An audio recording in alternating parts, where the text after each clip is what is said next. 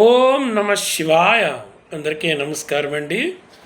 ఈ నెల 12వ తారీఖున బుధవారం రోజున సూర్యగ్రహణం సంభవిస్తూ ఉంది. ఈ గ్రహణము టైమింగ్స్ ఎలా ఎలా ఉంటాయి అన్న అంశాలన్నీ మనం ఇప్పుడు తెలుసుకుందాము. ప్రధానంగా ఈ యొక్క గ్రహణము 12వ తారీఖు రాత్రి 9:04 నుంచి మొదలై అది తెల్లవారుజాము 4:25 వరకు ఉంటుంది. అంటే ఇది సూర్యగ్రహణం.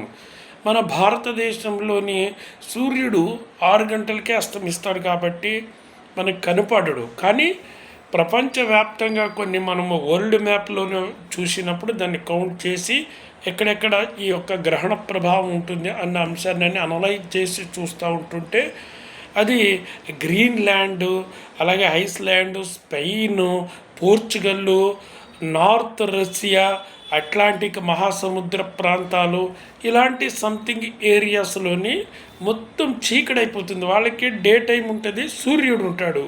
అలాంటి టైంలోని కొన్ని వాళ్ళు జాగ్రత్తలు అయ్యి ఫాలోఅప్ చేసుకోవడం అవసరం పడుతూ ఉంటుంది అన్నమాట. ఆ ప్రాంతాల్లో మన వాళ్ళు ఎవరైనా ఉన్నప్పటికీ కూడా అటువంటివన్నీ చూసుకోవచ్చు.